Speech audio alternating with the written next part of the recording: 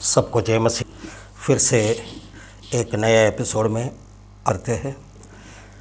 पिछले एपिसोड में हमने बाइबल का परिचय देना शुरू किया था।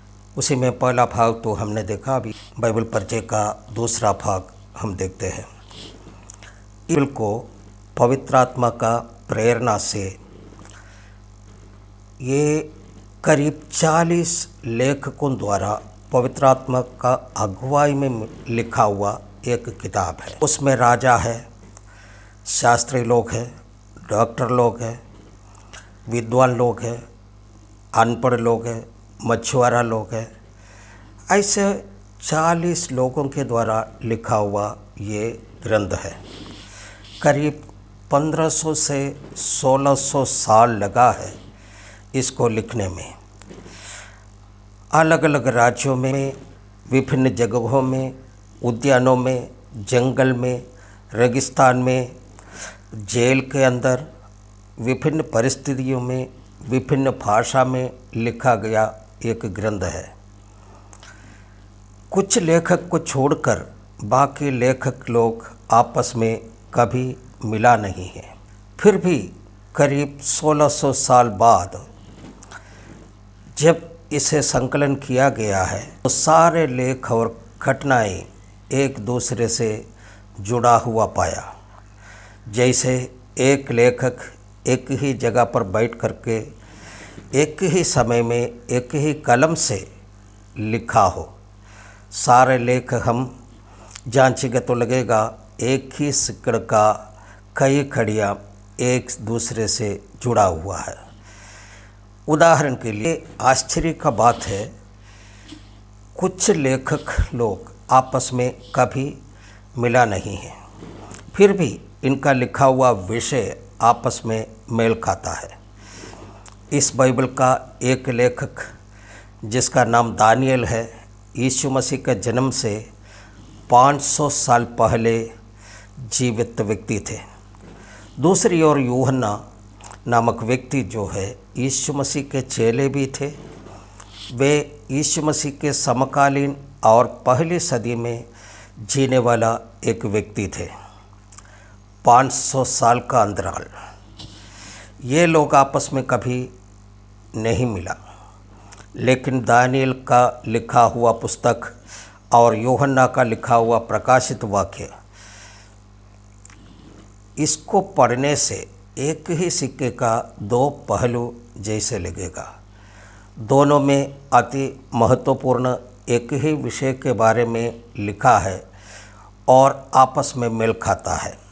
ऐसा ही बाइबल का 66 किताबों में आपस का संबंध है। बहुत साल बाद इसको संकलन किया है।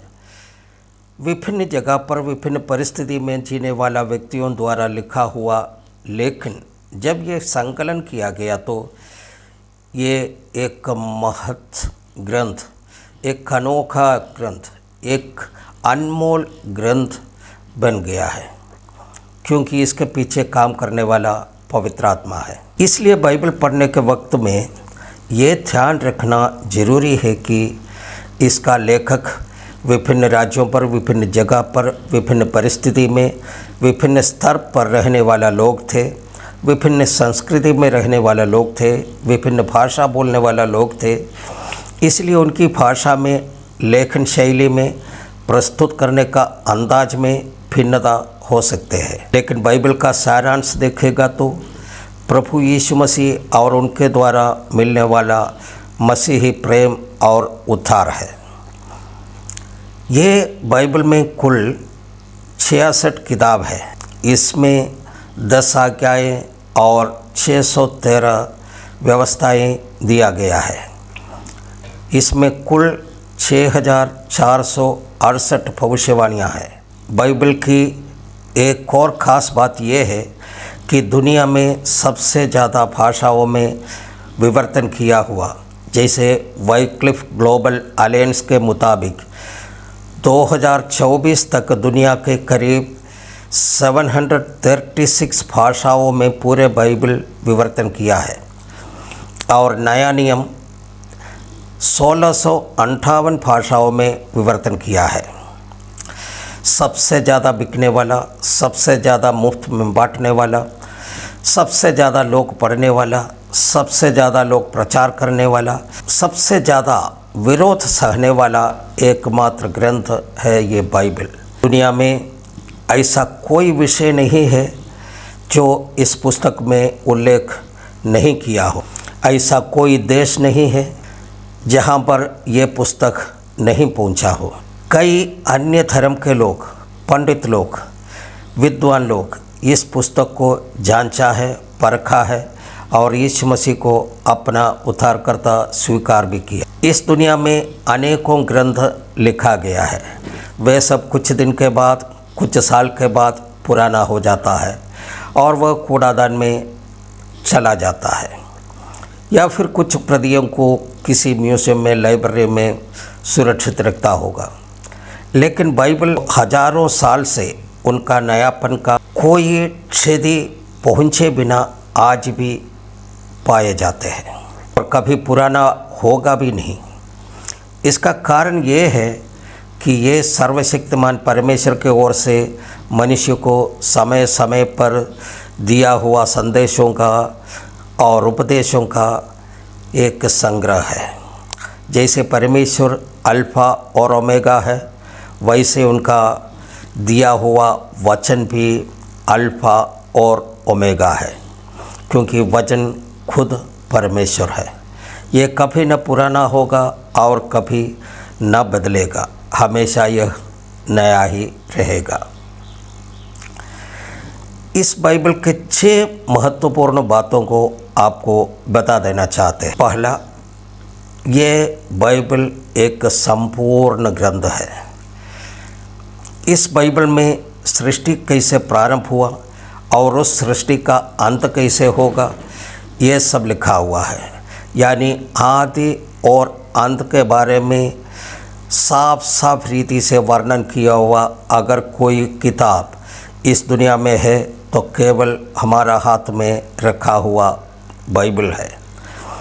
आदि से लेकर अंत तक इस दुनिया में मानसिक और राष्ट्रीय रीति से क्या क्या घटनाएं हुई है, ये भविष्यवाणी करके दुनिया के शुरुआती समय में लिखा है।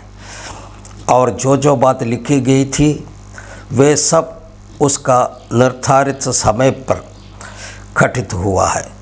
इसके लिए इतिहास गवाह है। और इस दुनिया का अंत कैसे होगा, इन सब के बारे में पूरी रीति से भविष्यवाणी कर इस बाइबल में लिख कर के रखा है। भविष्य में क्या क्या घटनाएं होने वाली है, इसके बारे में साफ साफ लिखा हुआ एकमात्र पुस्तक केवल हमारा हाथ में रखा हुआ ये पवित्र शास्त्र बाइबल ही है। इसलिए यह बाइबल एक संपूर्ण ग्रंथ है। दूसरा, हम देख सकते हैं बाइबल एक ऐतिहासिक ग्रंथ है। जैसे पहले भाग में हमने बताया, आज दुनिया में करीब 800 करोड़ लोग हैं और यूनाइटेड नेशंस का अंगीकार किया हुआ 197 राष्ट्र। इन सारे राष्ट्रों का और उसमें रहने वाला इन सारे मानव राशि का इतिहास केवल इस बाइबल में ही मिलता है। इस दुनिया में हम खोजेंगे तो केवल 6000 साल का ही इतिहास लिखित और प्रत्यक्ष रूप में मिलता है। वो इतिहास यानी दुनिया का सृष्टि के बारे में बताकर बाइबल का उत्पत्ति के किताब में इतिहास शुरू करते हैं। उसके बाद मानव जाति का सृष्टि, उसके बाद मानव राशि का बढ़ना, मानव राशि दुनिया में फैलना, देश और राज्यों का निर्माण आदि के बारे में बताते हैं। मूसा का पंचग्रंथ में लोगों का देशों का इतिहास बताता है। उसके बाद यहोशू की किताब से आगे हम पढ़ेंगे तो देखते हैं गोत्रों और राजाओं का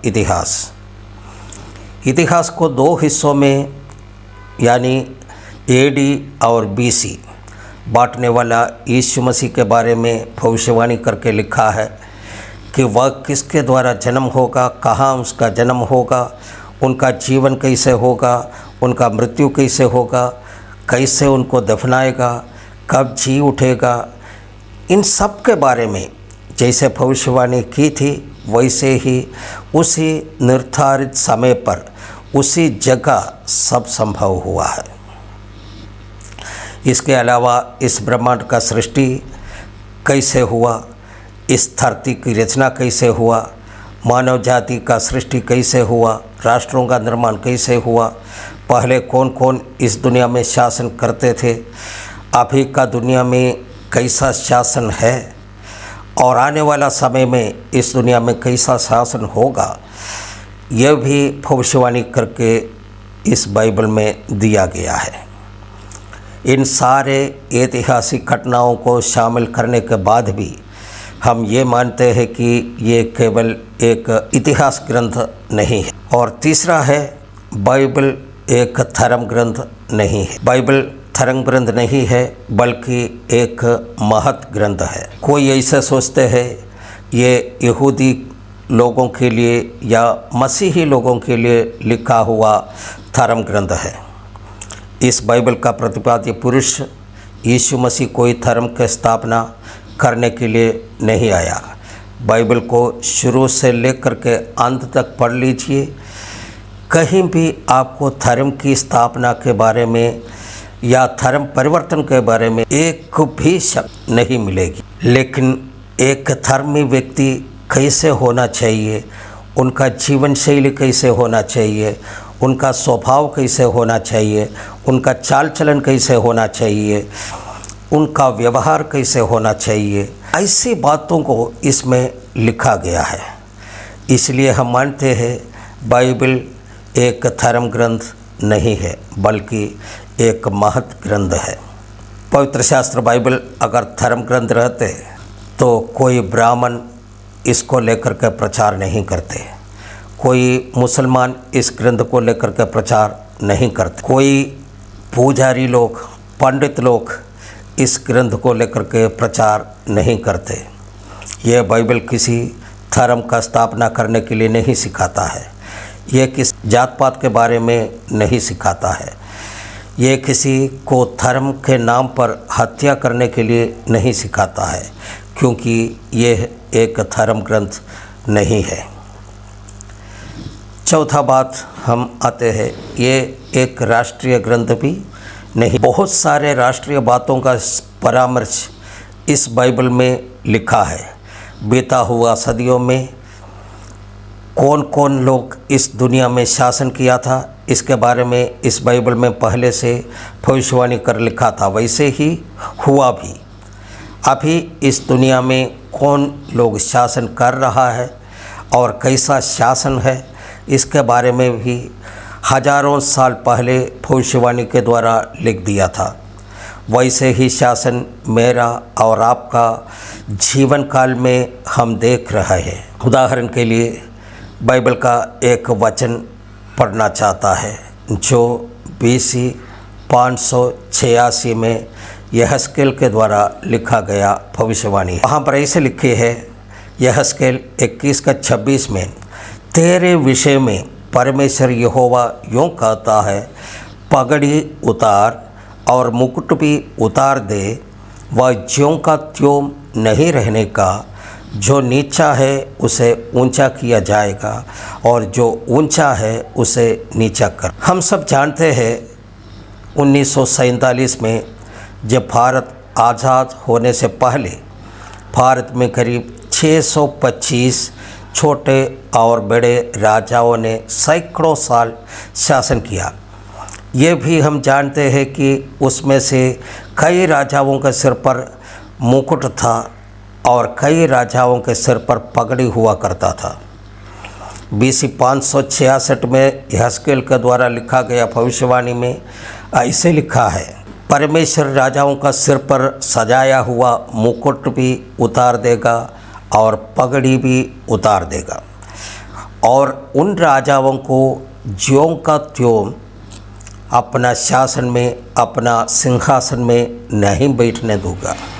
केवल इतना ही नहीं, जो ऊंचे स्थान पर बैठा है उसको नीचे करेंगे और जो नीचे स्तर का लोग है उसको ऊंचा करेंगे। बाइबल का वचन के आधार पर आज हम देखते हैं हमारा चाय बेचने वाला और अपने आप को फकीर बताने वाला नरेंद्र मोदी जी आज भारत का प्रधानमंत्री की कुर्सी पर है। हालेलुया। ये मोदी का कोई खूबी के वजह से नहीं या फिर प्रतिपक्ष जो है उसका कमजोरी का वजह से भी नहीं, ये सर्वशक्तिमान परमेश्वर की योजना के मुताबिक है। परमेश्वर ही राज्यों के ऊपर और मनुष्यों के ऊपर प्रभुता करता है। और वचन में लिखा है, जो दानियल 4:17 में लिखा है, ये आज्ञा पहरुओं के निर्णय से और यह बात पवित्र लोगों के वचन से निकली कि जो जीवित है वे जान ले कि परम प्रधान परमेश्वर मनुष्यों के ऊपर राज और राज्य में प्रभुता करता है और उसको जिसे चाहे उसे दे देता है, और वो छोटे से छोटे मनुष्य को भी उस पर नियुक्त कर देता है। आने वाला समय में कौन इस दुनिया में शासन करेगा, इसके बारे में भी की गई भविष्यवाणी इस बाइबल में है। राष्ट्रों का उदय और अस्तमय, उससे लेकर के राष्ट्रीय रीति से जो भी हलचल इस दुनिया में हो रहे हैं, वो सब बाइबल साफ रीति से बताता है। परमेश्वर के नाम की स्तुति हो। फिर भी हम इसे केवल एक राष्ट्रीय ग्रंथ नहीं मानते हैं। हालेलुया। धन्यवाद। शुभकामनाएं आप सबको परमेश्वर आशीष देने पाए। धन्यवाद।